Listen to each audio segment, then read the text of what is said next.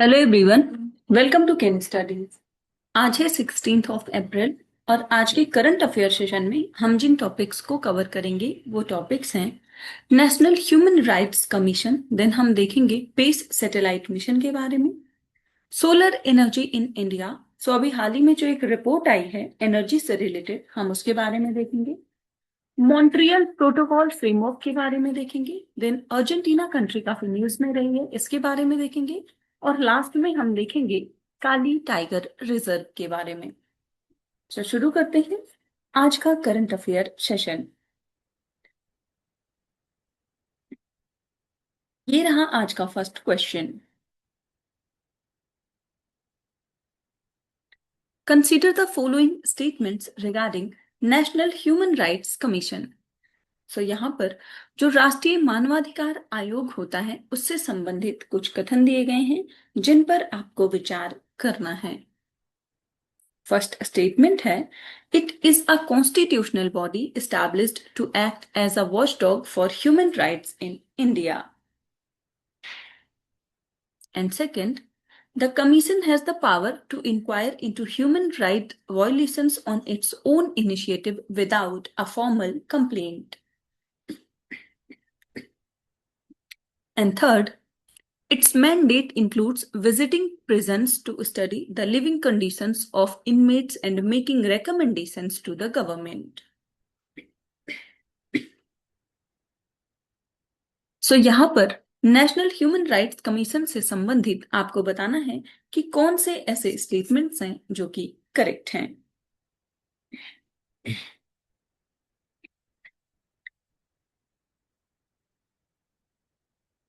और इस क्वेश्चन में आपका करेक्ट ऑप्शन हो जाएगा ऑप्शन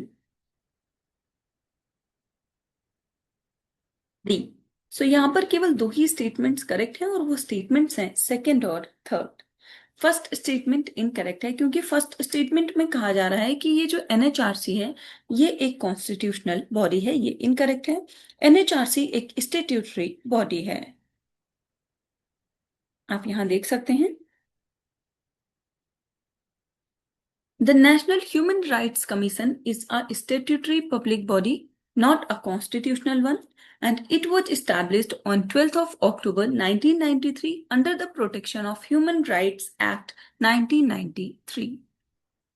So ये जो कमीशन है, it serves as an independent institution designed to protect the rights of individuals relating to life, liberty, equality and dignity as guaranteed by the constitutional and international covenants. So NHRC जो है, it possesses suo motu powers and it can initiate inquiries into violations of human rights or negligence in preventing such violations on its own accord. So this allows the Commission to act swiftly on media reports or other public information. And one of its key functions is to visit jails and other institutions under state control. So these visits are intended to monitor the treatment of inmates and ensure their living conditions meet basic human right standards. The NHRC also plays a significant role in reviewing safeguards provided under the Constitution, studying international treaties, and supporting the efforts of NGOs working in the human rights sector. So recently, its relevance was highlighted by the notice issued to Ministry of Information and Electronics regarding user safety on digital platforms. तो आप ध्यान रखेंगे, ये जो national human rights commission है भारत का, इसको constitute किया गया 1993 में। इसका मोटो है सर्वे भवन्तु सुखिना, यानी कि मे ऑल बी हैप्पी। और इसका हेडक्वार्टर नई दिल्ली में है। वर्तमान समय में इसके जो चेयरमैन हैं वो हैं जस्टिस वी रामा सुब्रमण्यम। बढ़ते हैं नेक्स्ट क्वेश्चन की ओर।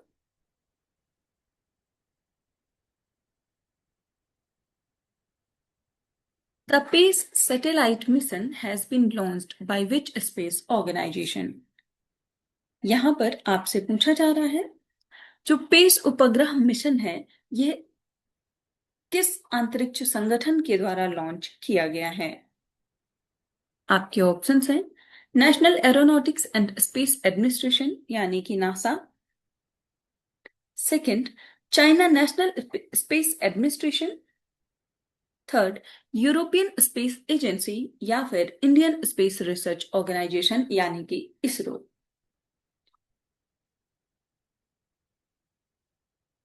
आपको बताना है हाल ही में न्यूज में रहा जो पेस सैटेलाइट मिशन है इसको किस स्पेस ऑर्गेनाइजेशन ने लॉन्च किया है?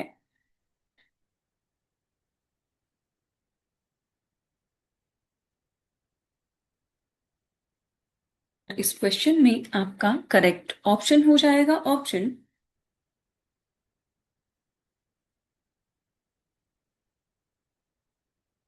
ए। सो इसको लॉन्च किया है नासा ने।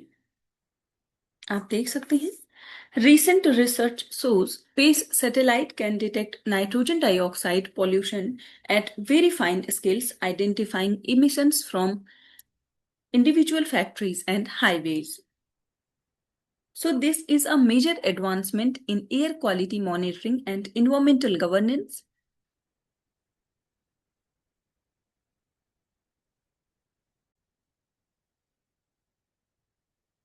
तो यहाँ पर PACE यानी कि ये जो पेस है इसका फुल फॉर्म है plankton aerosol cloud and ocean ecosystem. So ये एक नासा का सैटेलाइट मिशन है। It was launched in 2024 into a sun synchronous orbit for consistent global observation. It provides hyperspectral coverage of Earth every 1 or 2 days. So it improves climate studies by offering finer wavelength resolution than earlier satellites. सो आप ध्यान रखेंगे हाल ही में news में रहा ये जो pace satellite mission है ये संबंधित है नासा से।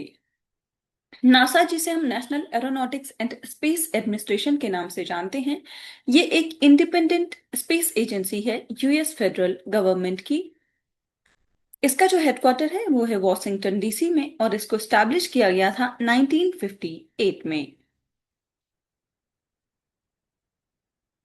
बढ़ते हैं नेक्स्ट क्वेश्चन की ओर।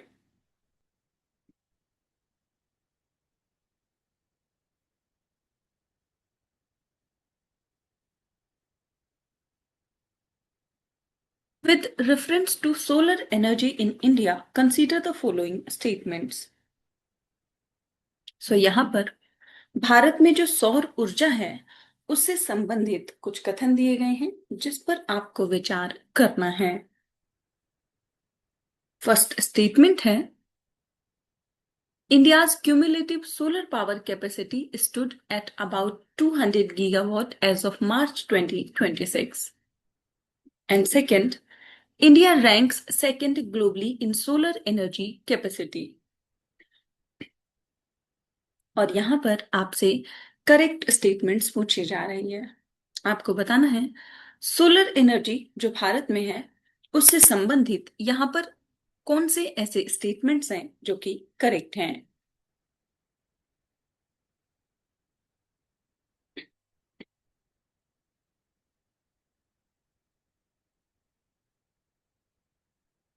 इस क्वेश्चन में आपका करेक्ट ऑप्शन हो जाएगा ऑप्शन डी। सो यहां पर ये दोनों ही स्टेटमेंट्स इनकरेक्ट हैं। सो अगर हम देखें एज पर ऑफिशियल डाटा तो इंडिया का जो क्यूमुलेटिव सोलर पावर कैपेसिटी है वो है 150.26 गीगावाट एज ऑफ मार्च 31 2026। और इंडिया की जो रैंक है ग्लोबली वो सेकंड नहीं है वो है थर्ड। आप देख सकते हैं यहाँ डिटेल में। So, India has achieved a significant milestone in its energy transition journey by securing the third position globally in renewable energy installed capacity, according to the Renewable Energy Statistics 2026 released by the International Renewable Energy Agency.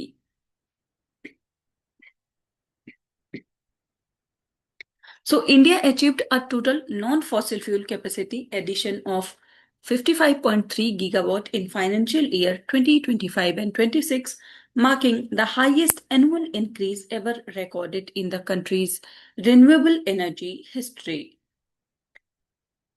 So, as of 31st March 2026, India's total installed non-fossil fuel capacity stood at 283.46 gigawatt. And of the total non-fossil fuel capacity of 283.46 gigawatt, renewable energy accounts for 274.68 gigawatt, while nuclear power contributes 8.78 gigawatt, indicating a diversified clean energy mix. Renewable energy capacity की बात करें जो कि है 274.68 gigawatt, तो इसमें शामिल है सबसे जो ज्यादा है वो है solar power 150.26 gigawatt. Then second place पर है wind power 56.09 gigawatt. Bio energy is 11.75 gigawatt. Then there is small hydropower 5.17 gigawatt and large hydropower 51.41 gigawatt.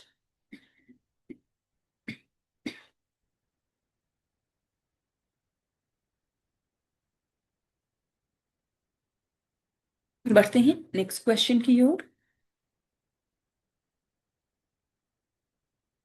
Consider the following substances. So यहां पर कुछ पदार्थों के नाम दिए गए हैं जिन पर आपको विचार करना है। फर्स्ट जो सब्सटेंस है वो है hydrobromofluorocarbons, second halons, third methyl bromide, fourth carbon tetrachloride and fifth methyl chloroform. And the question is, how many of the above are considered ozone depleting substances under the Montreal Protocol framework? आपको बताना है कि उपरोक्त में से कितनों को जो मॉन्ट्रियल प्रोटोकॉल ढांचा है उसके अंतर्गत ओजोन क्षयकारी पदार्थ के रूप में माना जाता है।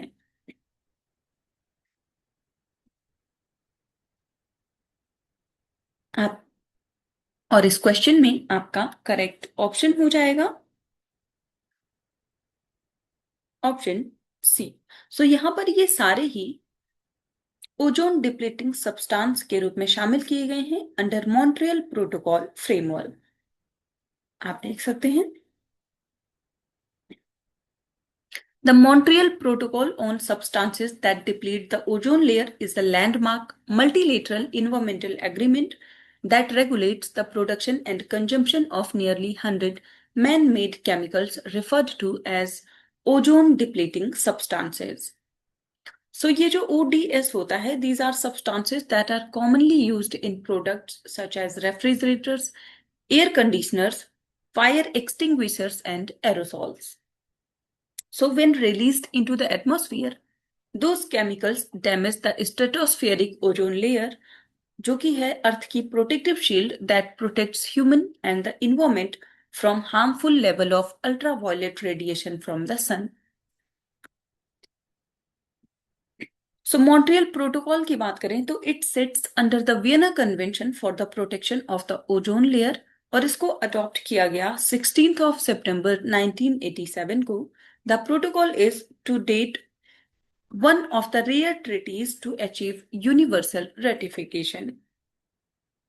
So Montreal Protocol phases down the consumption and production of the different ozone depleting substances in a stepwise manner with the different timetables for the developed and developing countries. आप ध्यान रखेंगे कि 16th of September को हम ozone day के रूप में भी सेलिब्रेट करते हैं।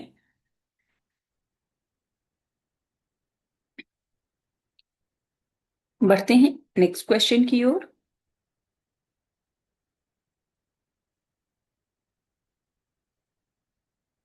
Consider the following countries. So यहां पर कुछ देशों के नाम दिए गए हैं, आपको उन पर विचार करना है। ये कंट्रीज हैं Bolivia, Paraguay, Brazil, Uruguay and Chile. और क्वेश्चन है how many of the above countries share a land border with Argentina. यहाँ पर आपसे पूछा जा रहा है, उपरोक्त में से कितने ऐसे देश हैं जो अर्जेंटीना के साथ अपनी भूमि सीमा साझा करते हैं?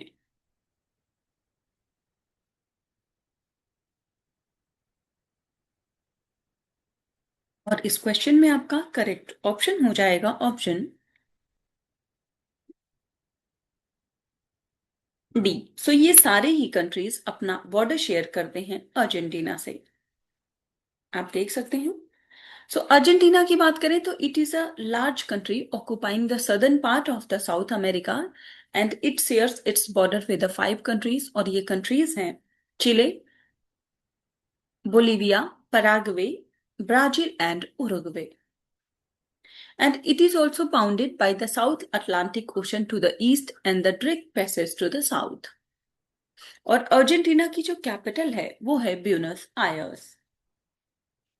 अर्जेंटीना के जो लैंड मास है, अगर हम उसकी बात करें तो its land mass can be divided into 4 general topographical region, और ये रीजन्स हैं the Andean region, the Pampas, the Patagonian plateau and the Gran Chaco. यहाँ के क्लाइमेट की बात करें तो climate is mostly temperate, arid in south east and sub Antarctic in south west. और अर्जेंटीना की जो मेजर रिवर्स हैं वो है पराना, पराग्वे, उरुग्वे एक्सेट्रा। यहाँ का जो हाईएस्ट पॉइंट है वो है सियरा अकांकागुआ। नेचुरल रिसोर्सेज की बात करें तो यहाँ पर फर्टाइल प्लेन्स हैं पैम्पास के, देन यहाँ पर lead, zinc, tin, copper, iron और मैग्नीज, पेट्रोलियम, यूरेनियम और लिथियम, ये जो नेचुरल रिसोर्सेज हैं ये पाए जाते हैं। अभी हाल ही में अर्जेंटीना काफी न्यूज में रहा क्योंकि यहाँ पर अर्थक्वेक के कुछ इंसिडेंट्स हुए हैं। बढ़ते हैं नेक्स्ट क्वेश्चन की ओर।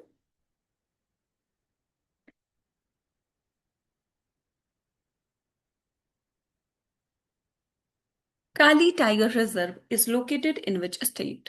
यहाँ पर आपसे पूछा जा रहा है, हाल ही में न्यूज में रहा ये जो काली चीता रिजर्व है ये भारत के किस राज्य में स्थित है? आपके ऑप्शंस हैं कर्नाटका, ओडिशा, गुजरात या फिर राजस्थान।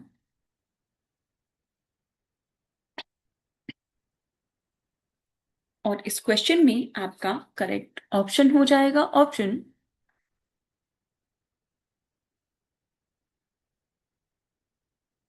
ए।